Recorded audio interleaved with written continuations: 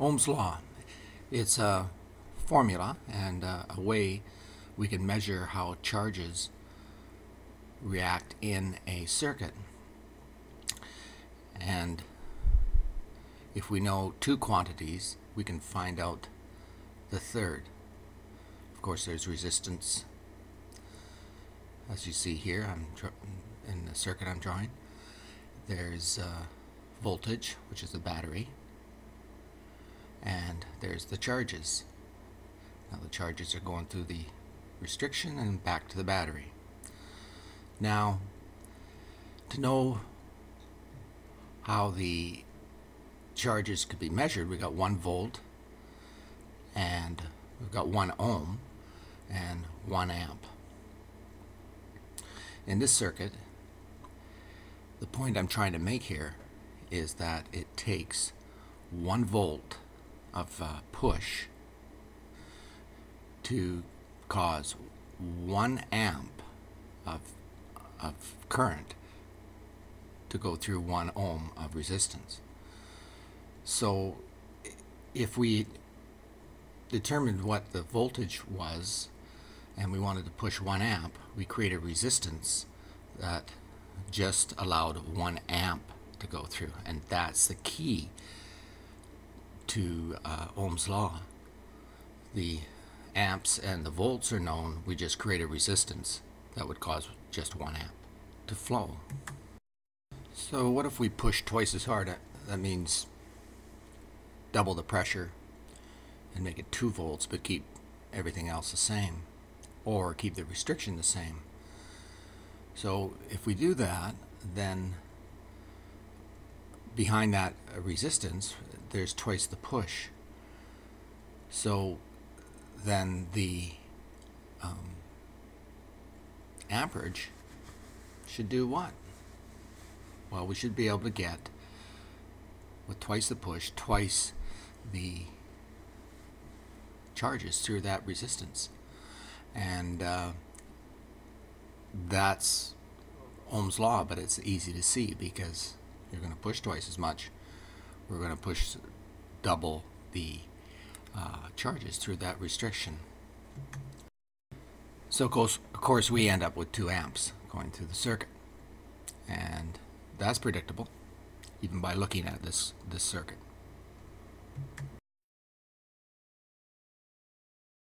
Now we're going to push 12 times harder. That is 12 volts on the resistor, and same resistor. So what do you think the amperage would be then now with 12 volts pushing on it?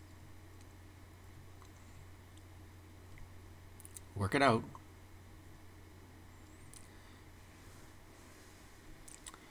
That's right, 12 amps. So now we've got the idea of the push, and the resistance determines the amperage, and that leads us into the area of the math and how we can predict the current flow. You just predicted 12 amps. Think of that resistor as a light bulb, and as the voltage went up, more current went through it, therefore it would have got brighter.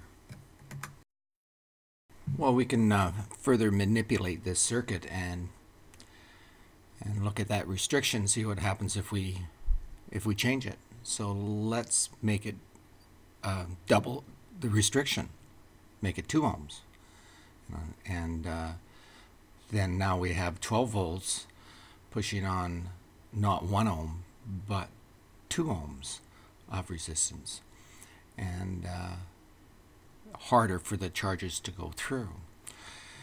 So what would that do to the flow? I mean, now it's twice as hard to get through, so the flow has got to be affected. And if we think about it, then I'm sure you could see by this diagram that the flow would be cut in half. So it would take 12 volts to push 6 amps through 2 ohms of resistance. And again, that's leading us to quite easy math. So let's look at this math that we've kind of created from the beginning when we had 1 volt and 1 amp and 1 ohm resistance. And if we look at the voltage, of course, is 12, the resistance 2, and the amps are 6.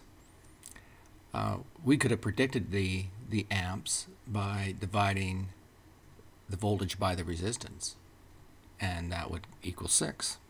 And we can see that.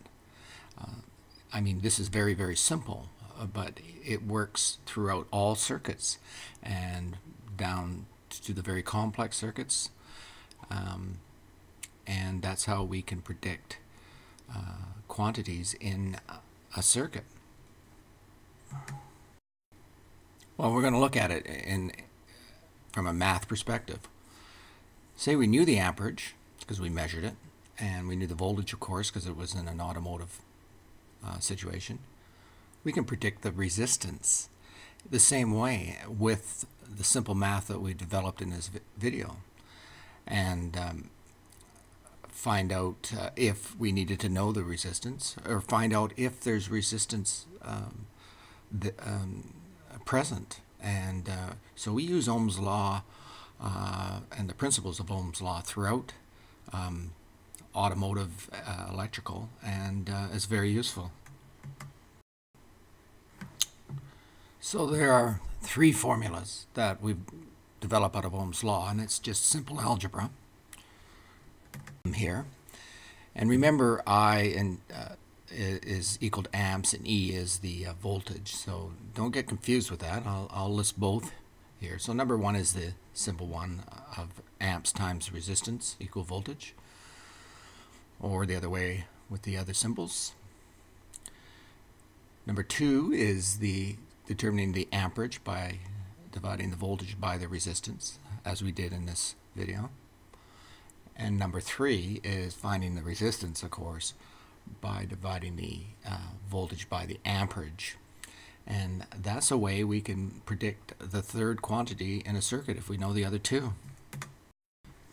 So that's basic Ohm's Law, and those are the 3 formulas, whether we're working out simple quantities like we did in this video, or complex quantities, or ones that require larger numbers or even very, very small numbers.